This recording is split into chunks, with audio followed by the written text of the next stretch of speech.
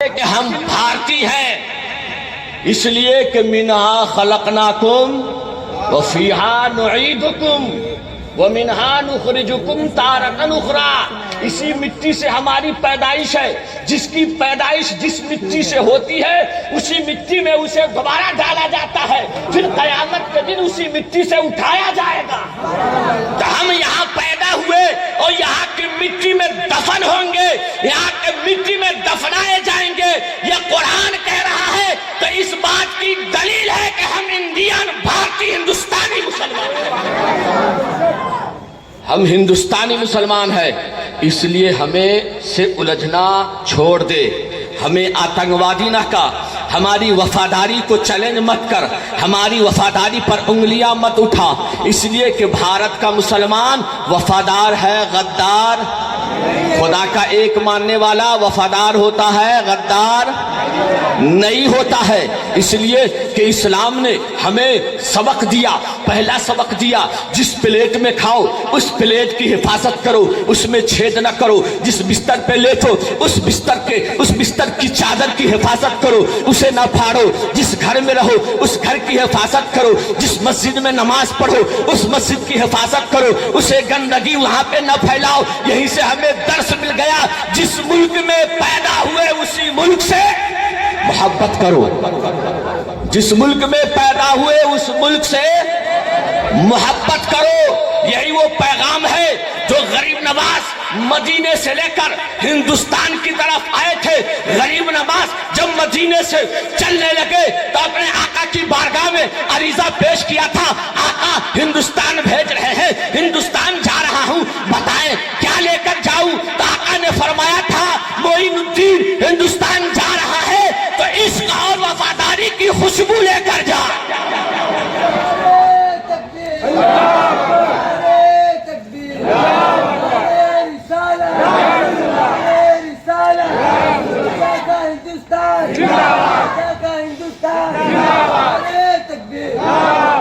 عشق اور وفاداری کی خوشبو لے کر جا۔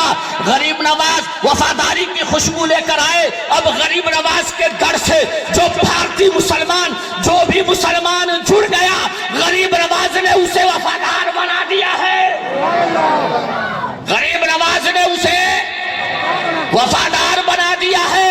تو جو غریب نواز کے در سے جڑ گیا وہ آتنکوادی نہیں ہو سکتا، ہندوستان کا سنی مسلمان آتنکوادی نہیں ہو سکتا، اس لیے کہ ہندوستان سے غداری غریب نواز سے غداری ہے، غریب نواز سے غداری مدینے والے آقا سے غداری ہے۔ ہندوستان کا مسلمان اپنی جان دے سکتا ہے، ہندوستان سے غداری نہیں کر سکتا۔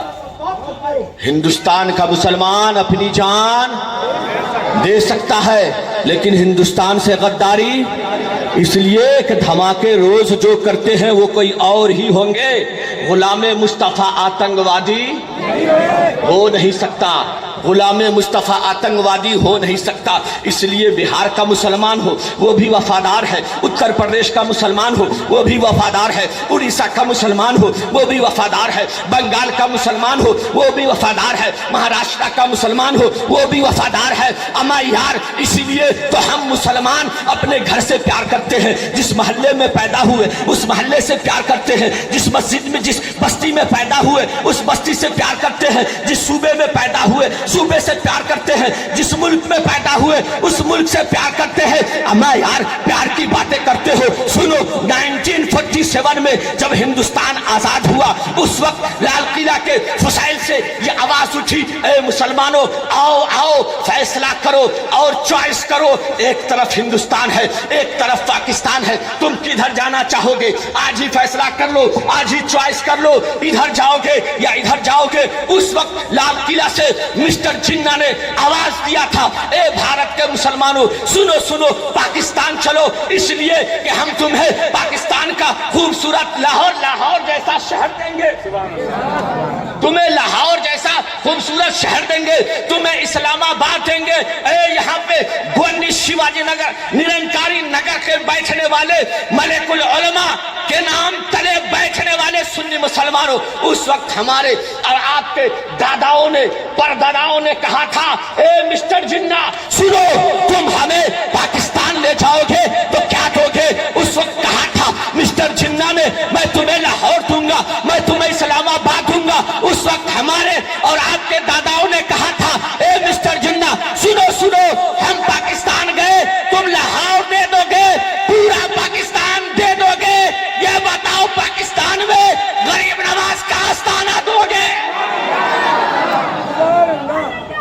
پاکستان میں غریب نواز کا استانہ دو گے؟ جواب نفی میں ملا۔ اس وقت ہمارے اور آپ کے باپ داداؤں نے کہا تھا مسٹر جناح تمہیں پاکستان مبارک، ہم بھارتیوں کو خواجہ کا ہندوستان ہو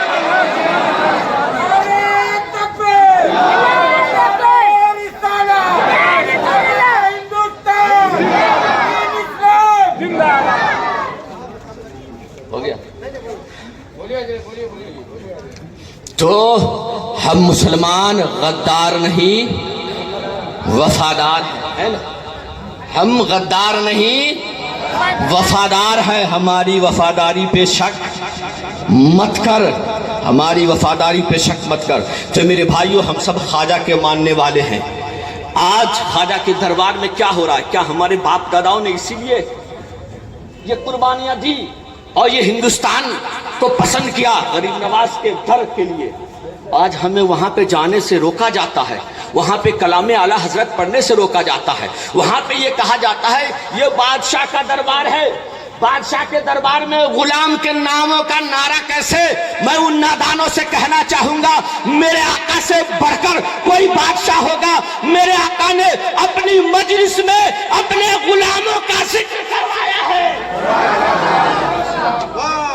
حضرت حسان بارگاہ رسالت میں حاضر ہوئے، عرض کیا آقا میں نعتیہ کلام لایا ہوں، پڑھنا چاہتا ہوں، اجازت دے۔ سرکار نے فرمایا حسان ہمیشہ میری ہی شان میں پڑھو گے یا کبھی میرے ابو بکر کی شان میں بھی پڑھو گے؟ قدرت کہتی ہے محبوب کا ذکر کر، محبوب کہتے ہیں میرے صدیق کا ذکر کر، محبوب کہتے ہیں میرے صدیق کا ذکر کر۔ تو جو صدیق کا ذکر کرتا ہے وہ مصطفیٰ کا منظور نظر ہوتا ہے۔ تو جب اس آقا کے اس بادشاہ کی بارگاہ میں غلاموں کا ذکر ہوا، بادشاہ خوش ہوئے، تو یہاں ان غلاموں کا ذکر کیا جائے جنہوں نے، بلکہ ہمارے لیے تو وہ بھی آقا ہے، ہم انہیں غلام نہیں کہہ سکتے، وہ ہمارے لیے آقا ہے، ان کے اگر غلام ہے تو وہ خوش ہوں گے کہ یہ وہ ہیں جنہوں نے اولیاء کرام اور سیدوں کی قیمت کیا ہے، ان کی اہمیت کیا ہے، ان کی محبت کیا ہے، یہ بتانے والی ذات ہے تو امام احمد رضا کی ذات ہے، یہ بتانے والی ذات ہے تو سیدی سرکار اعلیٰ حضرت کی ذات ہے۔ میرے بھائیوں، تو ہم بزرگوں کی بارگاہ میں جائیں تو اس بارگاہ کے ادب کا خیال رکھیں تاکہ بزرگوں کا فیضان ہمارے اوپر جاری و ساری ہو جائے۔ ایک مرتبہ درود پاک پڑھ لیجئے۔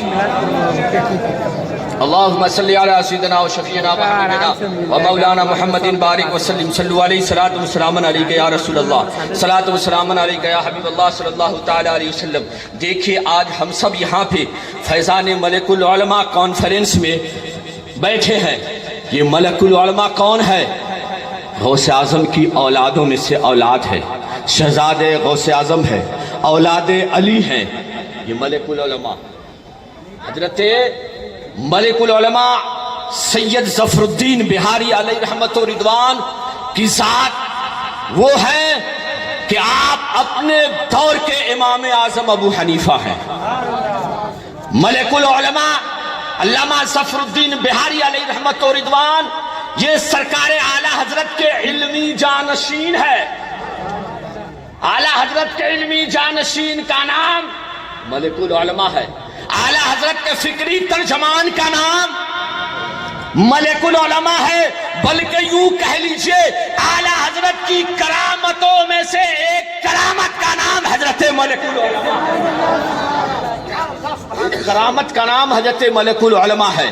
ملک العلماء کے آباء و اجداد میں آپ نے سنا ہوگا علماء سے حضرت سید ابراہیم جنہیں ملک بیاض شاہ کہتے ہیں، بہار شریف میں پہاڑی کے اوپر آپ کا مزار پاک ہے، وہاں جو گنبد بنا ہے اس گنبد میں ایک پتھر لگا ہے، ایک پتھر لگا ہے، جو بھی لوگ وہاں پہ زائرین جاتے ہیں وہاں پہ کوری ملتی، کوری سمجھتے ہیں نا آپ حضرات؟ کوری، وہ کوری اٹھا کر کے اس پتھر پہ مارا جاتا ہے، جو بھی مراد لے کر آپ گئے اس پتھر پہ آپ کو مارنا ہے. آپ صبح سے شام تک مارتے رہے, آپ کی مرادیں پوری ہونے والی ہو تو لگ جائے گی, ورنہ پوری زندگی مارتے رہو نہیں لگے. یہ وہاں کی کرامت ہے. آج بھی حضرت ملک العلماء سید ظفر الدین بہاری علیہ الرحمہ کے آباء و اجداد میں سے ہے. ان کے در کی کرامت یہ آج بھی ہے. اور ملک العلماء وہ ہیں جنہیں اعلیٰ حضرت نے اپنا بیٹا کہا ہے, اپنا بیٹا کہا ہے, اپنی جان کہا ہے.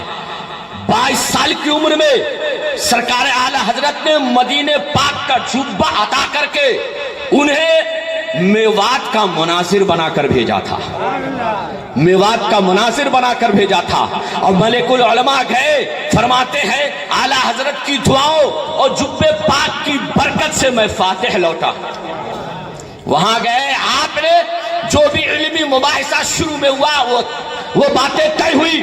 اس کے بعد حضرت علامہ ظفر الدین بہاری علیہ الرحمہ نے ایک سوال کیا. مخالفین 3 گھنٹے ہو گئے سوال کا جواب نہ دے سکے. پہلے ہی سوال میں خاموشی, پہلے ہی سوال میں خاموشی. مناظرہ ہو رہا ہے میوات کی سرزمین پر, 22 سال کی عمر ہے. لوگ جب ملک العلماء کو دیکھے تو بولے یہ آج کا نوجوان چھکڑا, یہ اتنا نوجوان مدرسے کا طالب علم معلوم پڑتا ہے, یہ مناظرہ جیتے گا. اعلیٰ حضرت نے جو خط دیا تھا, وہاں جنہوں نے دعوت دی تھی ان کے حوالے وہ خط کیا. اعلیٰ حضرت نے اس میں تحریر فرمائی یہ میرا بیٹا ہے, جو کچھ بھی رب کے فضل و کرم سے نبی کے صدقے میں مجھے حاصل ہے, جو بھی علم مجھے حاصل ہے, میں نے سب کچھ مولانا ظفر الدین بہاری کو دے دیا. تو آج یوں کہہ لیجئے اعلیٰ حضرت کے تمام علوم و فنون کے جانشین کا نام ملک العلماء ظفر الدین بہاری ہے. اعلیٰ حضرت کے تمام علوم و فنون. سرکار اعلیٰ فرماتے ہیں بہت سو کو علم توقیف سکھانا شروع کیا, جن میں بہت سے بھاگ گئے, بہت سو کی جان چلی گئی. واحد اس دور میں حضرت ملک العلماء نے اعلیٰ حضرت سے علم توقیف سکھا. واحد تنہا ذات حضرت علامہ ظفر الدین بہاری کی تھی. تو اعلیٰ حضرت جتنے علوم و فنون میں ماہر تھے وہ تمام علوم و فنون کا جانشین ملک العلماء کو اعلیٰ حضرت نے بنا دیا. سوال کیا, 3 گھنٹے تک جواب نہیں. جو ججز موجود تھے انہوں نے کہا مولانا جواب دیجئے, سوال کیا گیا ہے. اس کے بعد بھی جب کوئی جواب نہیں ملا تو ججز نے اعلان کیا اے لوگوں آئے تھے الگ الگ راستوں سے, اب اس پنڈال سے اس شامیانے سے نکلو گے تو ایک دروازے سے ملک العلماء ظفر الدین بہاری کے پیچھے. اور اس وقت 22 سال کی عمر میں مناظر فاتح میوات بن کر آپ لوٹے تھے. یہ ملک العلماء کی ذات ہے جن کے نام کے سائے تلے, جن کے نام کے بینر تلے آپ حضرات آج یہاں ہم سبھی حضرات جمع ہے. میرے بھائیو ہم یہاں بیٹھے ہیں, ہمارے آقا دیکھ رہے ہیں, دیکھ رہے ہیں یا نہیں؟ بولیے بولیے. آقا دیکھ رہے ہیں نا, آقا کو معلوم ہے, آقا کو معلوم ہے ہمارا کون کون غلام اس میں حاضر ہے, کون امتی حاضر ہے. عجب غوث اعظم فرماتے ہیں کہ میرے چاہے بغیر میرا کوئی نام نہیں لیتا, جب تک میں چاہتا ہوں جسے میں اجازت دیتا ہوں وہی میرا نام لیتا ہے. غوث اعظم فرماتے ہیں اگر کوئی میرا ذکر عشاء کے بعد کرتا ہے تو میں مغرب بعد اس کا ذکر کر چکا ہوتا ہوں. تو مصطفیٰ کا عالم کیا ہوگا؟ کیا وہ ہمیں نہیں دیکھ رہے ہیں؟ دیکھ رہے ہیں نا, دیکھ رہے ہیں نا, انہیں خبر ہے نا, اس جلسے کی خبر ہے مصطفیٰ کو. بولیے ہے کہ نہیں؟ اپنا عقیدہ بیان کرو ہاتھ اٹھا کر. انہیں خبر ہے نا. ہاں, جنگ بدر کا موقع ہے, مسلمانوں کی تعداد کتنی ہے؟ 313. کتنی ہے؟ 313. دشمنوں کی تعداد 1000 کے قریب ہے, 1000 کے قریب ہے. جنگ جوڑ زوروں پر ہے, تیر کمان سے نکلنے لگے, تلواریں چلنے لگی, سرتن سے جدا ہونے لگے. این جب جنگ زوروں پر ہے, گھر کٹ رہے ہیں, گردنیں کٹ رہی ہے, سر دھڑ سے جدا ہو رہے ہیں, تیر کمان سے نکل رہے ہیں, تلواروں کی جھنکار چالو ہے. ایسے موقع میں سرکار نے ایک منٹھی کنکریاں اٹھائی, کنکری پہ دم کیا, کفار کے جانب مارا. وہ کنکریاں گئی, میدان میں کنکریاں گئی, تمام کافروں کو لگی. تمام کافروں کو لگی، حالانکہ کسی کافر کا رخ تھا حضور کی طرف، کسی کی پشت تھی حضور کی طرف، کسی کا بازو تھا حضور کی طرف، لیکن وہ کنکریاں گھوم گھوم کر کسی مسلمان کو نہیں لگتی ہے، کسی مسلمان کو وہ کنکری نہیں لگتی ہے، صرف کافر کو لگتی ہے، صرف کافر کو لگتی ہے۔ کسی کے سر پہ لگی، کسی کی آنکھ پہ لگی، کسی کے چہرے پہ لگی، کسی کے جبڑے پہ لگی، کسی کے سینے پہ لگی، کسی کی پشت پر لگی۔ میں نے کہا ایک کنکریا، تم تو مٹی کے ذرے ہو، مٹی کے ذرے کو کوئی خبر نہیں ہوتی، یہ ایمان اور کفر کا تعلق تو ہے دل سے، تم جا کر کے کافروں کو لگتی ہو، مسلمانوں کو نہیں لگتی، ایسا کیوں؟ تم تو مٹی کے ذرے ہو، تمہیں تو خبر نہیں کون مومن ہے، کون مسلمان ہے، کون کافر ہے، تمہیں اس کی خبر نہیں، لیکن تم مسلمان کو نہیں لگتی، کافر کو لگتی ہے۔ کنکریاں پکار اٹھی، حشیم الدین سن، واقعی میں مٹی کے ذرے ہوں، مجھے خبر نہیں، لیکن سنو، جس ہاتھ سے نکل کر آئی ہو اس ہاتھ کو تو ہر بات کی خبر ہے، اس ہاتھ کو تو ہر بات کی خبر ہے نا؟ جب کنکری مصطفیٰ کے دست سے لگ جائے اسے خبر ہو جاتی ہے، اسے خبر ہو جاتی کون مومن ہے کون کافر ہے۔ تو پھر مصطفیٰ کی سماعت اور ان کے بصارت کا کیا عالم ہوگا؟ کیا وہ نہیں جانتے؟ کیا وہ نہیں دیکھ رہے؟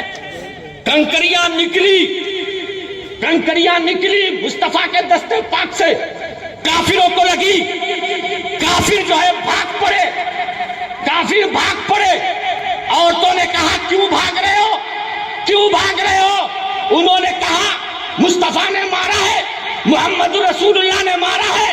عورتوں نے کہا ارے محمد رسول اللہ تو رحمت للعالمین ہے، میں نے سنا وہ تو ساری کائنات کے لیے رحمت ہے، وہ کسی کو نہیں مارتے۔ رب نے فرمایا محبوب اب تو سائیڈ میں آ جا، وما رمیت اذ رمیت ولکن اللہ رمی، تو نے جو کنکری پھینکی تو نے نہیں بلکہ